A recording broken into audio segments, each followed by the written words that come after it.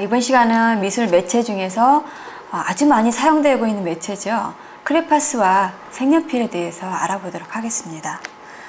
먼저 크레파스는 이제 기원이 크레용부터 시작이 되죠. 크레용은 불어로 연필이라는 뜻입니다. 이 크레용의 기원은 고대 이집트인들이 상아판 위에 홈을 파서 거기에 초를 녹여서 부은 후에 안료를 섞어서 만든 필기구가 이제 기원이 되겠습니다. 이 오늘날과 같은 형태로 만들어지기까지는 먼저 17세기 무렵에 형광 안료에 분말을 응축시켜서 만든 파스텔이 유럽에서 인기를 끌었는데요. 그리고 나서 이제 19세기 말에 프랑스의 화가에 의해서 개발이 되었는데 이제 그 즈음에서 일본에서 안료와 파라핀 왁스를 녹인 후에 골고루 섞어서 고형화시켜서 만든 것이 바로 크레용과 파스텔의 중간 성질을 가진 파스를 개발한 것이 크레파스의 시초라고 볼 수 있겠습니다. 그래서 크레파스의 정식 명칭은 이제 오일 파스텔이 되겠습니다. 먼저 그 여러 가지 이제 종류와 특성에 대해서 살펴보겠는데요. 먼저 크레용은 색칠이 좀 거칠고 그리고 혼색이 잘 되지 않는 특성이 있고요. 그리고 밝고 깨끗한 색감이 좋긴 하지만 단단해서 바탕면 위를 고르게 칠하기는 어렵습니다. 그래서 정교한 부분에는 적합하지가 않고요. 또 잘 부러지지 않고 손에 잘 묻지 않아서 유아용, 아동이 사용하기 아주 적합한 재료가 크레용이겠습니다. 두 번째, 오일 파스텔, 즉 크레파스죠. 우리가 알고 있는 크레파스는 크레용보다 더 부드럽게 칠해지고요. 또 혼색이나 겹색이 가능합니다. 그리고 파스텔보다는 덜 부셔지고요. 그래서 유아의 밑그림이나 어떤 스케치용으로도 사용이 되고요. 그리고 값이 싸고 쉽게 구할 수 있는 그런 매체이죠. 그리고 색의 수가 많고 또 선명하고 또 번지지 않고 착색이 잘 되죠. 그렇지만 이제 부드럽기 때문에 잘 부서지는 특성이 있습니다. 그리고 크레파스의 이제 미술적인 특성으로서는 먼저 물에 녹지 않는 성질을 이용해서 기름이 들어가 있으니까, 오일이 들어가 있으니까요. 물에 녹지 않는 성질을 이용해서 수채화 물감과 함께 사용하는 그런 경우가 많습니다. 그리고 이제 굵기와 진하기 조절이 쉽고요. 그리고 이제 약간의 혼색이나 겹칠을 하거나 또는 그렇게 함으로써 그렇게 해놓고 나서 이제 긁어내기나 또 문지르기나 또는 그 물과 기름이 섞이지 않는 그런 원리를 사용해서 어떤 다양하고 풍부한 효과를 낼 수가 있습니다. 또 사용 방법이 아주 간편하고 휴대하기가 좋고 그래서 아주 많이 쉽게 사용할 수 있는 매체고요. 또 두꺼운 덧칠을 할 수 있는 그런 덧칠할 수가 있고 색깔이 풍부하죠. 그리고 또 불에 녹는 성질을 사용해서 유화와 같은 느낌을 줄 수가 있습니다. 또한 이제 여러 가지 기법들을 표현해낼 수가 있겠는데요.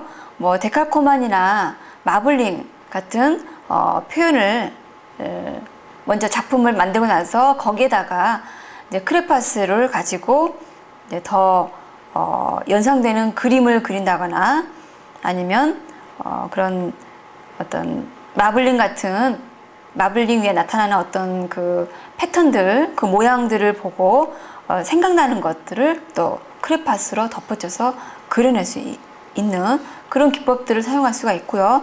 그렇게 함으로써 어떤 흥미를 유발시키고 또 동기를 유발시키고 또 회화적으로 구성이 될 수 있게 연결시켜주면 더욱더 효과적이 되겠습니다.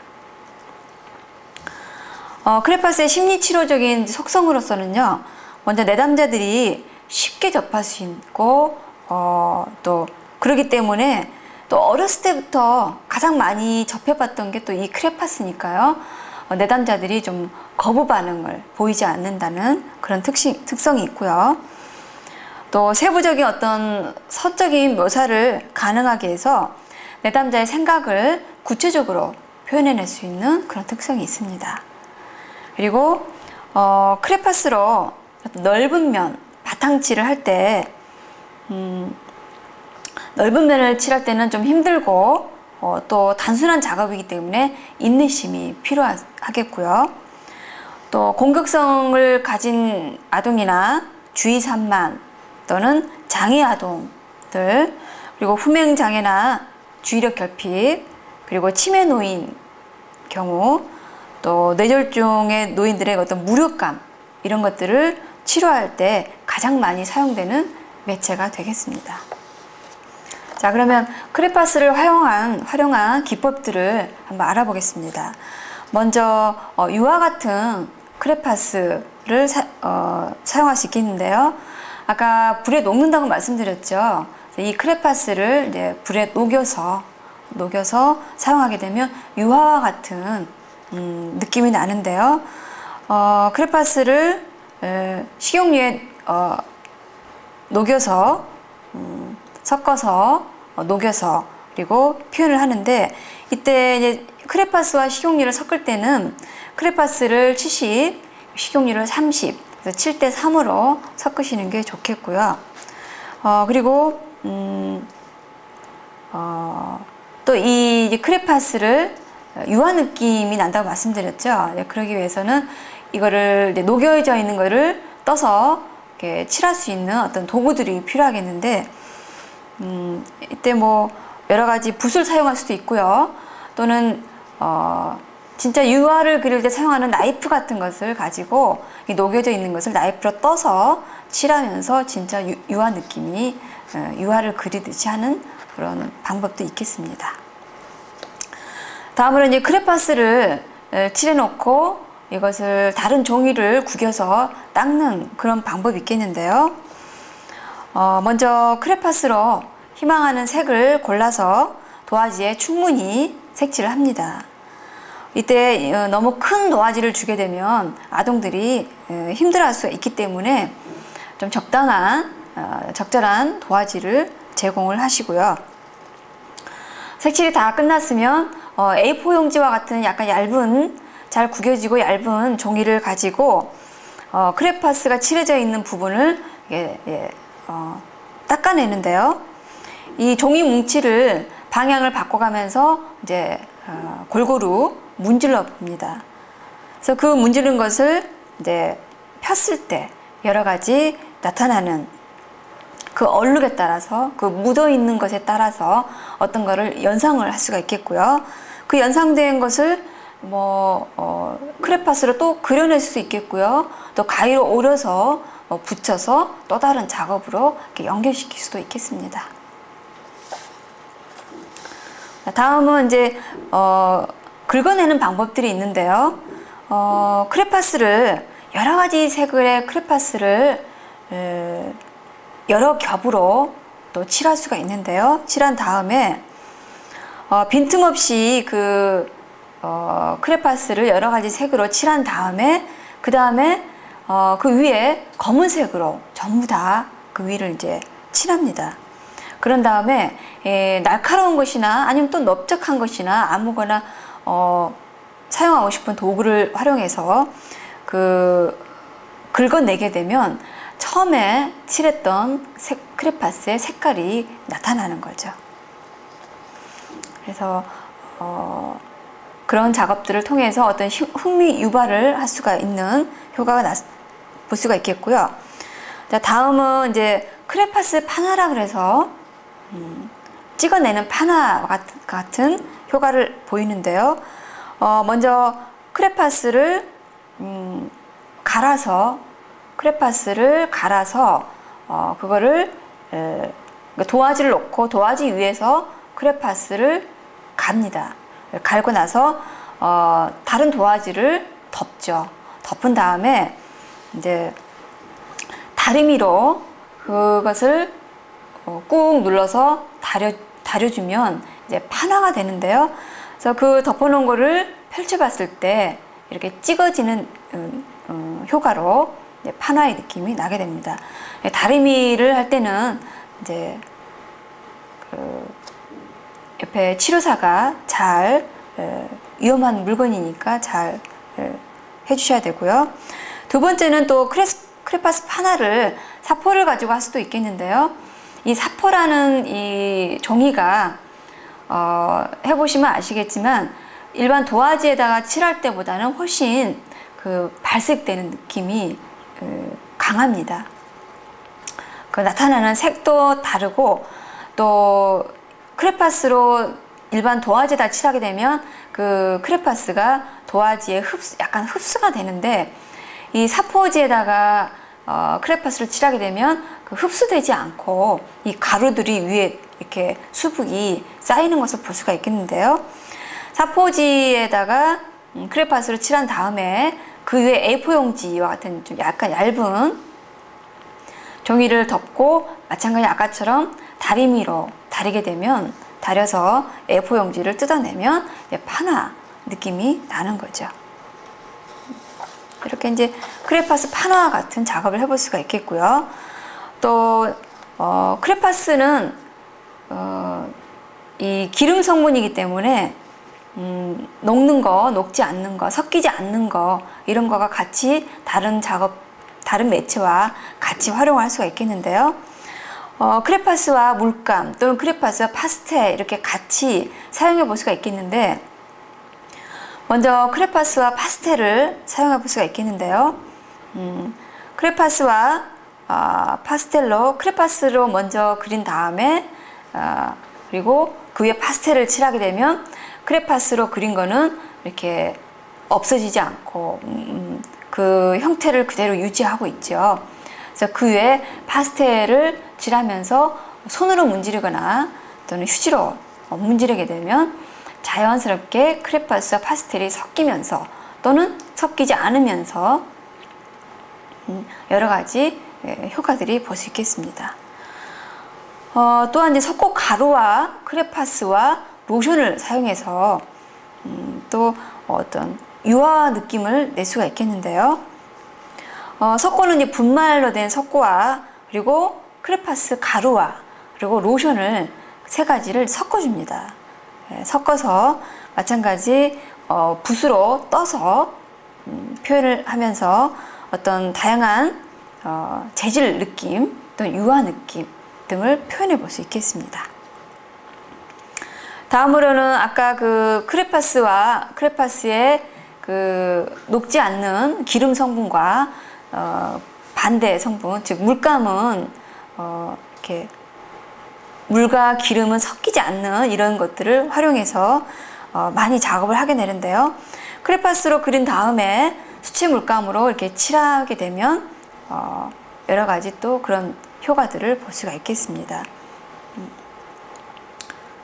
그래서 바탕 화면, 아까도 말씀드렸지만 바탕을 크레파스로 다 칠하게 되면 좀 힘이 들고 특히 에너지가 떨어지신 분들은 우울하거나 무기력하거나 에너지가 많이 없으신 분들은 그 바탕색을 거의 칠하지 않는 경우도 많고요. 칠할 경우에는 굉장히 힘들죠. 그럴 때는 물감으로 할 수 있다라고 어떤 제안을 해볼 수도 있겠고요.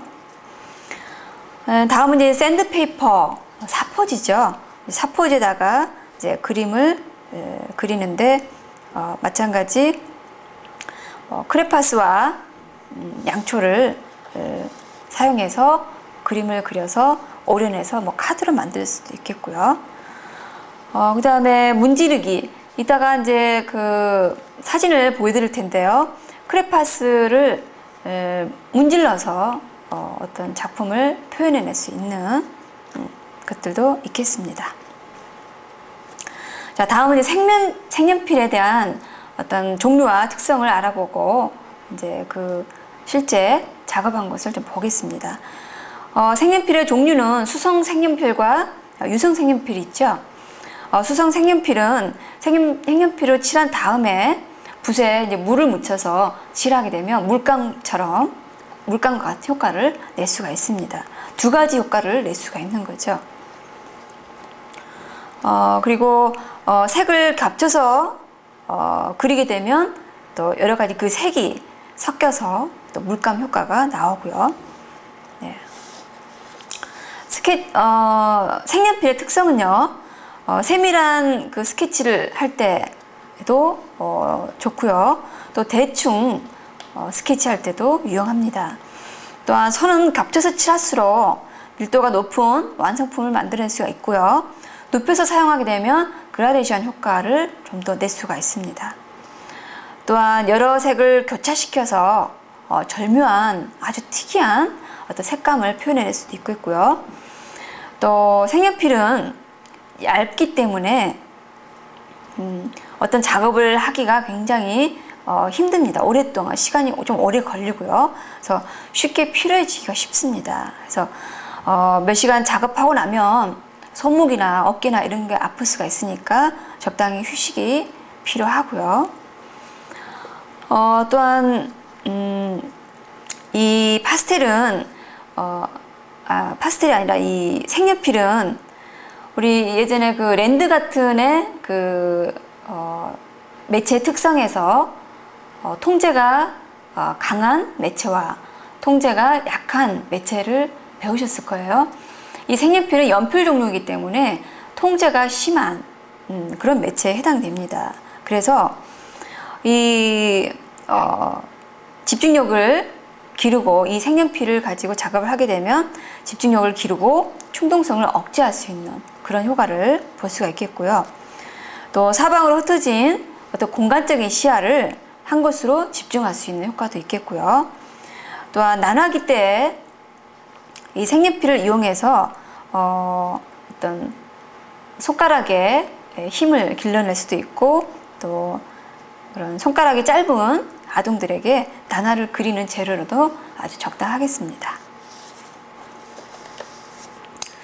또한 이 색연필도 크레파스 마찬가지로 어렸을 때 많이 써본 기억이 있기 때문에 굉장히 접하기 쉽고 또 편하게 쓸 수 있는 그런 특성이 있겠습니다.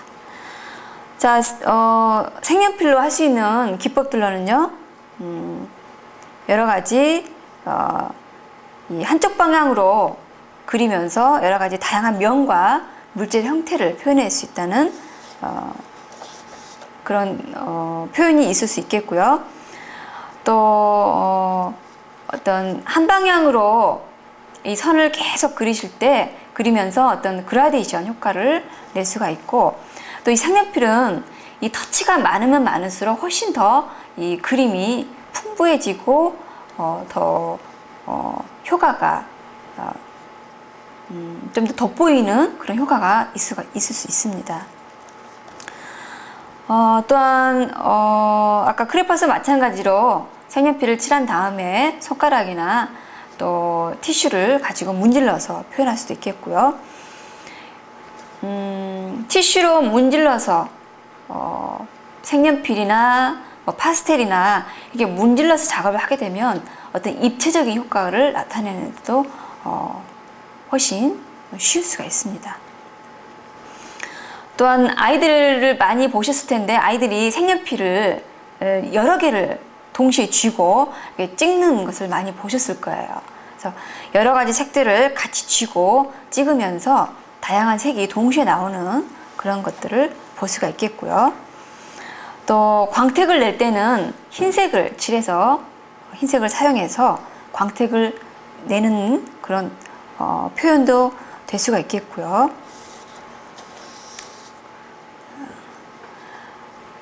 그 다음에 이제 임프레싱이라 해서 종이에 뾰족한 물체로 먼저 이렇게 선을 그린 다음에 그러면 이제 푹 들어가겠죠.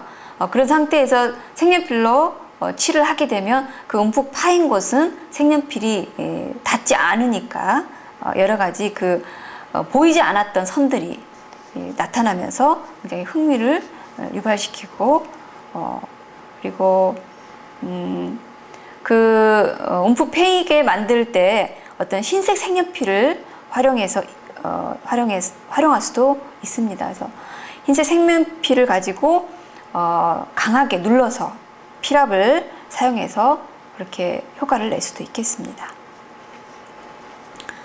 그 다음에 칼로 종이를 긁는 기법이 있겠는데요. 여러 가지 색을 겹쳐 칠한 후에 밑에 있는 색이, 칠해진 색이 드러나도록 칼로 표면을 긁어내는 그런 기법도 있겠는데요. 이것은 또 잘못 칠했을 때, 실수로 잘못 칠했을 때 칼로 긁어내는 것으로도 활용이 되기도 합니다. 자, 그 다음에 유성펜과 색연필과 수성 색연필을 함께 이용해서 섞이지 않는 것을 이용해서 작업해 볼 수 있겠고요. 또 종이에 또 왁스를 그린 후에 왁스로 어떤 형태를 그린 후에 그 위에 색연필을 칠하게 되면 왁스가 칠해진 부분에는 색연필이 묻지 않겠죠. 그래서 그런 효과를 또 낼 수가 있겠고요. 또 색연필을 또 가루로 만들어서 문지르면서 작업을 할 수도 있겠습니다. 자, 그럼 크레파스와 색연필로 작업해 놓은 것들을 좀 보겠습니다. 자, 이것은 이제 크레파스로 했던 작업인데요. 왼쪽 위에 있는 그림은 크레파스로 칠을 하다가 자신의 어떤 감정을 표현을 하다가 크레파스로 칠하면서 어떤 그 크레파스가 이렇게 가루로 나오는 경우가 있죠. 찌꺼기라 하나요?